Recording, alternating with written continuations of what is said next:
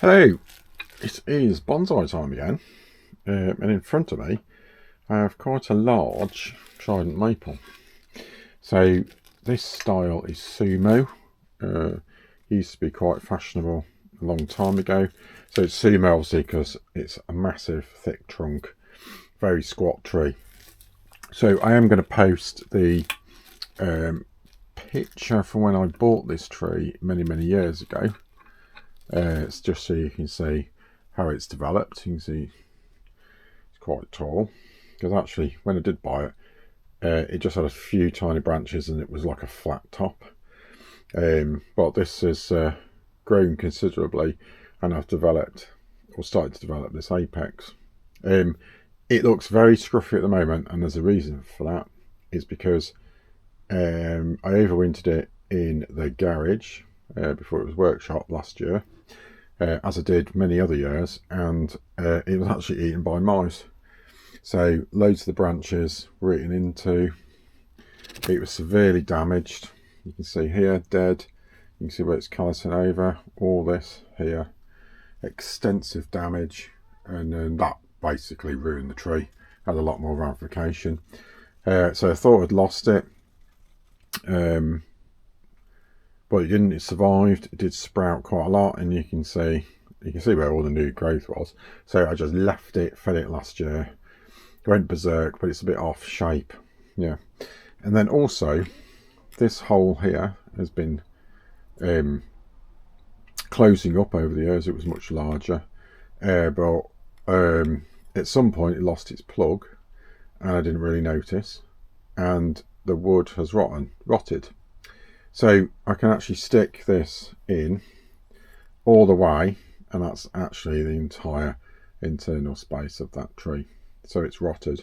So can't leave it as it is. It's got nowhere to drain. Water's going to go into there. So what I'm going to do is actually create this into more like a traditional old oak. So I'm going to create and carve out this area here, and then probably also put some sort of holes somewhere here. What I'm going to have to try and do though is avoid where any veins are. So I assume there's a vein up here, and there you can see it. It's very difficult on these sumo trees. It also needs to go in a slightly wider pot. I don't know whether it's rotten all the way down, but I may find that. I think when I cut that out, start obviously taking out all the debris in there. We'll see what it is, but that is what's going to have to happen. That's sort of the front, although that's obviously got to do something with that because it's poking your eye out, and maybe that's the front. So it's still got primary, tiny bit of secondary, but it needs a lot of developing. Obviously this apex is developing. It's still skinny, but it is actually forward facing, so it is sort of barren, so it's got to be the front really. So I've got to do something with that. But I need to do the carving. I need to clean it out. That's going to take some time. I don't know what's in there. There's wood louse coming out, so it'll be interesting. I've got a slightly wider, like more tray pot, which probably be able to accommodate it, but I'm going to do that obviously later on, and we'll see where it goes. But it will be a nice tree one day. It is a massive flower on it now. It's developing quite well. So I'm going to do some carving. Well, first I'm going to sort of draw on where I'm going to do the carving. So I'm sort of going to wiggle it out a bit. Needs to be quite irregular. Needs to obviously have somewhere. I don't know how obviously deep the rot is, but I suspect it's quite deep. So I might have to come a bit lower. But that's going to be sort of that main hole, and then I'll have a look and see something at the back here, or maybe the side. Yeah, it could be something here, but I might have to decide later. I mean, that's right opposite, but I don't know where the veins are for these. It's very difficult to tell on these. I mean, that looks like something up here. It's got to be something here for that, you would have thought. But we'll see. Oh, and here's a visitor. So it is Bonsai and Cats. This is Leela. Leela. Wait. Here she is. Yep, she's helping me, as usual. Right, you need to move. Hello. So, as you can see, I moved outside.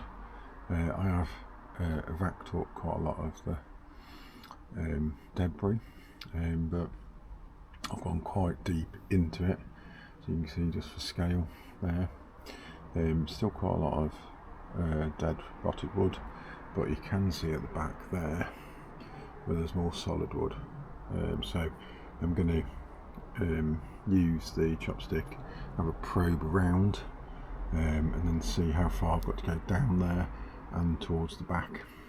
So I'm going to do some more of that work, and then I'll keep you posted.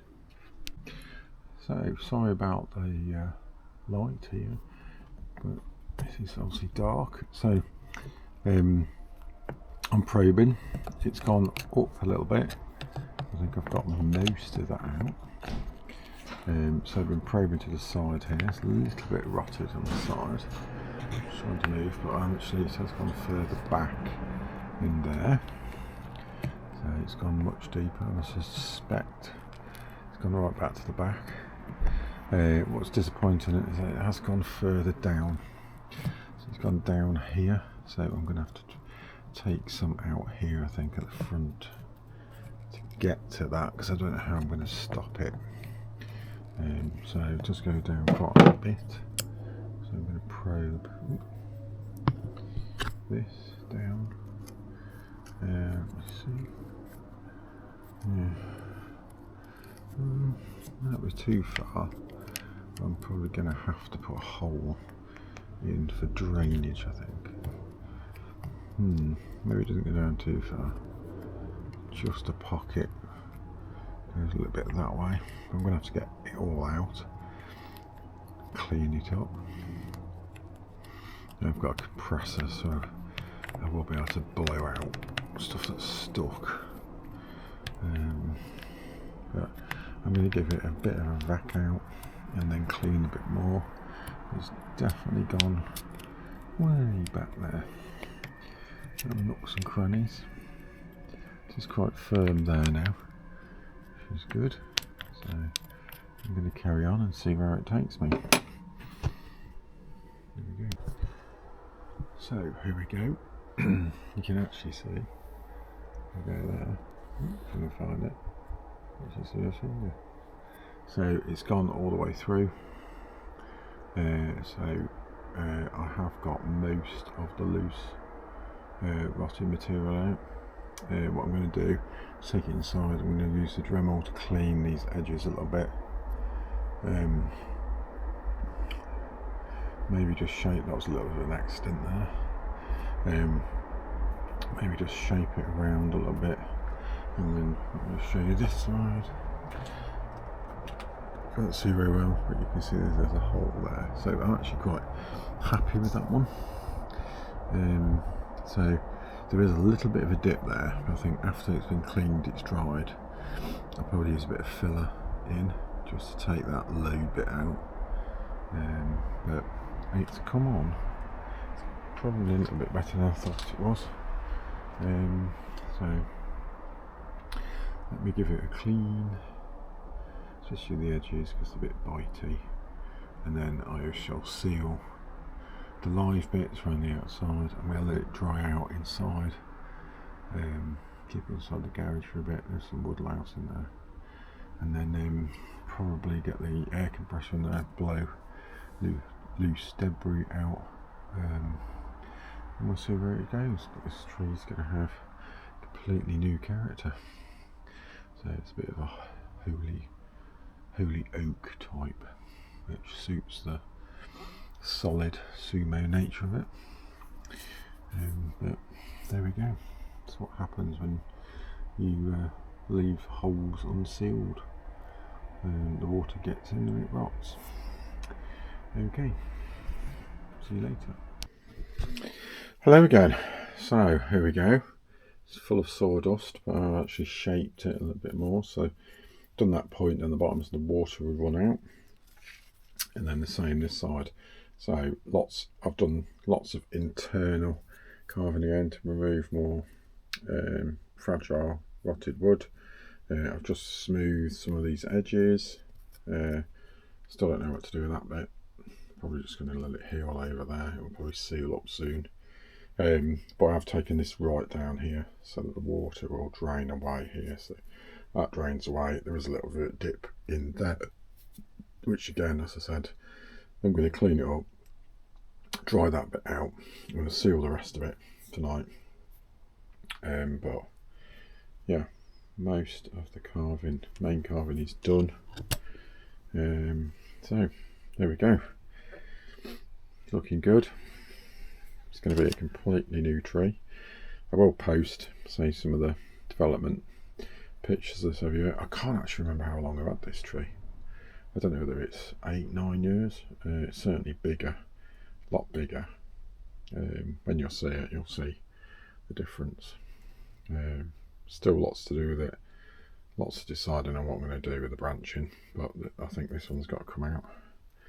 He's back, but judging by, I have been looking at old oaks in the English landscape, so they do have these really higgledy-piggledy primary branches, so I'll have a look at them and see what I do. But still lots of years ahead of this one, but it is sprouting quite heavily, so it does need a repot as well. So I think this will be part 1, and we'll proceed to part 2 in a few days. Right, thank you.